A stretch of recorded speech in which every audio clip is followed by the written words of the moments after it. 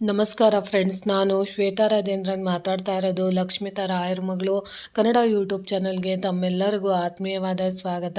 ಸ್ನೇಹಿತರೆ, ನಾನಿವತ್ತು ವಿಶೇಷವಾಗಿ ನಿಮಗೆ ಇವತ್ತು ಶುಕ್ರವಾರ ಆಗಿದ್ದು ಮತ್ತು ಅಷ್ಟಮಿ ಇರೋದ್ರಿಂದ ನೀವು ಖಂಡಿತವಾಗ್ಲೂ ಮನೆಯಲ್ಲಿ ನಿಮಗೆ ನೆಗೆಟಿವಿಟಿ ಇದೆ, ಋಣಾತ್ಮಕ ಬಾಧೆಗಳಿದೆ, ನಮಗೆ ಯಾರೋ ಮಾಟಮಂತ್ರದ ಪ್ರಯೋಗನ ನಮಗೆ ಮಾಡಿಸಿದ್ದಾರೆ ಅಂತ ಅನುಭವ ನಿಮಗೆ ಆಗ್ತಾ ಇದೆ, ಅಥವಾ ನಮ್ಮ ಮನೆಯಲ್ಲಿ ಯಾವ ಮಾಟಮಂತ್ರದ ಪ್ರಯೋಗಗಳು ಇಲ್ಲ ಮಾಡಿಲ್ಲ ಅಂದರೂ ಕೂಡ ನಮಗೆ ನಮ್ಮ ಮನೆಯಲ್ಲಿ ನಾವು ಕಟ್ಸಿರೋಂಥ ಮನೇಲಿ ಸಂತೋಷವಾಗಿ ಇರೋಕ್ಕಾಗ್ತಿಲ್ಲ, ನೆಮ್ಮದಿಯಾಗಿ ಇರೋಕ್ಕಾಗ್ತಿಲ್ಲ, ನಮ್ಮ ಮನೇಲಿ ಯಾರೋ ಇದ್ದಾರೆ ಅನ್ನೋ ಥರ ನಮಗೆ ಭಯ ಆಗ್ತಾ ಇರುತ್ತೆ, ಸಂಕಟ ಆಗ್ತಾ ಇರುತ್ತೆ, ಮತ್ತು ನಮಗೆ ಗೊತ್ತಿಲ್ಲದಂಗೆ ಏನೋ ಓಡಾಡ್ದಂಗೆ ಆಗುತ್ತೆ, ಯಾರೋ ಆತ್ಮಗಳು ನಮ್ಮ ಸುತ್ತ ಓಡಾಡ್ದಂಗೆ ಆಗುತ್ತೆ, ಕರೆದಂಗೆ ಆಗುತ್ತೆ ಅಂತ ಕೆಲವೊಬ್ಬರು ಅದು ಅನುಭವಕ್ಕೆ ಬರೋದಿಲ್ವ, ಆದರೆ ಅವ್ರ ಮನಸ್ಸಲ್ಲಿ ಆ ಗೊಂದಲಗಳು ಅವ್ರಿಗೆ ಕಾಡ್ತಾ ಇರುತ್ತೆ, ಮಾನಸಿಕವಾಗಿ ಅವರು ನೋವನ್ನು ಅನುಭವಿಸ್ತಾ ಇರ್ತಾರೆ, ಹಿಂಸೆಗಳನ್ನು ಅನುಭವಿಸ್ತಾ ಇರ್ತಾರೆ.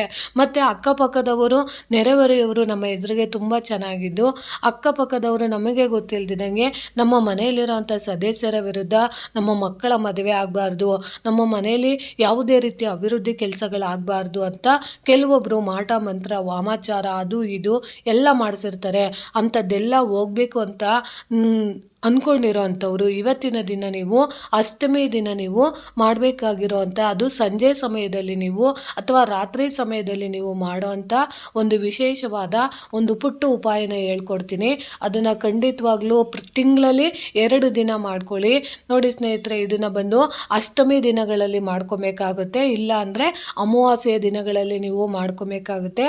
ಅದಕ್ಕೆ ನೀವು ಏನು ಮಾಡಬೇಕು ಅಂದರೆ ಸ್ನೇಹಿತರೆ, ನೀವು ಒಂದಷ್ಟು 1/4 kg ಅಷ್ಟು ಅಕ್ಕಿನ ನೀವು ತಗೊಂಡು ಅದನ್ನು ನೀವು ಪೌಡ್ರನ್ನ ಮಾಡಿಕೊಂಡು, ಅಂದರೆ ಹಿಟ್ಟಾಗಿ ನೀವು ಮಾಡಿಕೊಂಡು ಅದಕ್ಕೆ ಸ್ವಲ್ಪ ನೀರನ್ನು ಸ್ವಲ್ಪ ಬೆಲ್ಲನ ಸೇರಿಸಿ ನೀವು ದೀಪನ ತಯಾರಿ ಮಾಡಿಕೊಂಡು ಆ ದೀಪನ ನೀವು ಒಂದು ಬಾಳೆ ಎಲೆ, ಅಂದರೆ ನಿಮ್ಮ ಮನೆಯಲ್ಲಿ ಯಾವ ಮನೆಯಲ್ಲಿ ನೀವು ದೇವರ ರೂಮಲ್ಲಿ ಎಲ್ಲಿ ನೀವು ದೀಪಗಳನ್ನು ಅಂದರೆ ಪೂಜೆ ಮಾಡ್ತಿರೋ ಆ ಜಾಗದಲ್ಲಿ ಸ್ವಲ್ಪ ಗ್ಯಾಪನ್ನು ಬಿಟ್ಟು ನೀವು ಬಾಳೆ ಎಲೆಯನ್ನು ನೀವು ಹಾಸಿ ಅದರ ಮೇಲೆ ನೀವು ಈ ಅಕ್ಕಿ ಹಿಟ್ಟಿನಿಂದ ತಯಾರು ಮಾಡಿದಂತಹ ದೀಪನ ನೀವು ಇಟ್ಟು ಅದಕ್ಕೆ ನೀವು ಎಳ್ಳೆಣ್ಣೆನ ಹಾಕಿ ಆ ದೀಪದಲ್ಲಿ ನೀವು ಅಲಂಕಾರ ಮಾಡಿ ಕಾಲಭೈರವನನ್ನು ನೀವು ಪ್ರಾರ್ಥನೆ ಮಾಡಿಕೊಂಡು ನೀವು ಪ್ರಾರ್ಥನೆ ಮಾಡಿ ಕೇಳ್ಕೊಬೇಕು.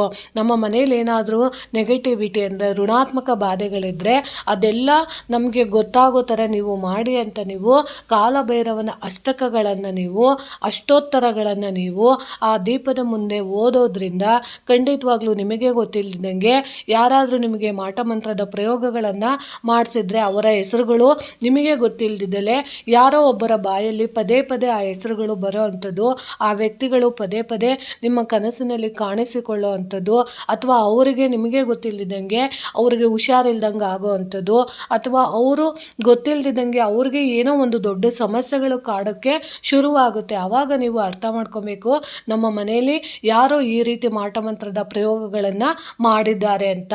ಇನ್ನು ನಮಗೆ ಕಣ್ಣಿಗೆ ಕಾಣದಿರೋಂಥ ಅಗೋಚರ ಶಕ್ತಿಗಳಿಂದ, ಅಂದರೆ ಯಾವುದೋ ಆತ್ಮಗಳು ಓಡಾಡೋ ಥರ ಅಥವಾ ಯಾರೋ ಇದ್ದಾರೆ ಅನ್ನೋ ಭ್ರಮೆಯಲ್ಲಿ ನಾವು ನೋವನ್ನು ಅನುಭವಿಸ್ತಾ ಇದ್ದರೆ ಖಂಡಿತವಾಗ್ಲೂ ಕಾಲಭೈರವನ ಅಷ್ಟಕಗಳನ್ನು ಮನೆಯಲ್ಲಿ ಪ್ರತಿದಿನ ಅಷ್ಟಮಿ ಮತ್ತು ಅಮಾವಾಸ್ಯೆ ದಿನಗಳಲ್ಲಿ ನಾವು ಮಾಡೋದ್ರಿಂದ ಅದು ದಿನ ದಿನ ಕ್ರಮೇಣವಾಗಿ ಕಡಿಮೆ ಆಗುತ್ತೆ. ಯಾಕಂದರೆ ಕಾಲಭೈರವ ದೀಪನ ಹಚ್ಚಿದಾಗ ಕಾಲಭೈರವರು ನಿಮ್ಮ ಮನೆಗೆ ಆಹ್ವಾನ ಆಗಿರ್ತಾರೆ.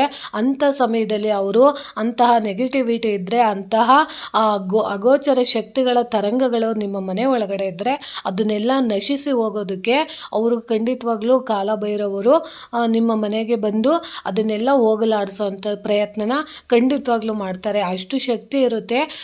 ಕಾಲಭೈರವರ ಅಷ್ಟಕಗಳು ಮತ್ತು ಅಷ್ಟೋತ್ತರಗಳನ್ನು ನೀವು ಪಠಿಸೋದ್ರಿಂದ ಯಾವುದೇ ಮಾಟ ಮಂತ್ರ ಇರ್ಬೋದು, ದೆವ್ವ ಪೀಡೆ ಪಿಶಾಚಿಗಳಿರ್ಬೋದು, ಮನೆಗಳಲ್ಲಿ ನಿಮಗೆ ಇದೆ ಅಂತ ಅನ್ನಿಸ್ತಾ ಇರೋರು ಅದನ್ನೆಲ್ಲ ನೀವು ನಿವಾರಣೆ ಮಾಡ್ಕೊಬೋದು. ಅಥವಾ ನಿಮ್ಮ ಶತ್ರುಗಳು ನಿಮಗೆ ಸಮಸ್ಯೆಗಳನ್ನು ಕೊಡ್ತಾ ಇದ್ದಾರೆ ಅಂತ ಅನಿಸಿದ್ರೆ ಅಂಥವರು ಕೂಡ ನೀವು ಇದನ್ನು ಮಾಡ್ಕೊಬೋದು. ಇಲ್ಲಿ ನೀವು ಯಾವುದೇ ರೀತಿಯ ಇದು ವಾಮಾಚಾರ ಅಲ್ಲ, ಏನಿಲ್ಲ. ನೀವು ಯಾವುದೇ ರೀತಿಯ ದುಡ್ಡು ಕಾಸು ಖರ್ಚು ಮಾಡಬೇಕಾಗಿಲ್ಲ.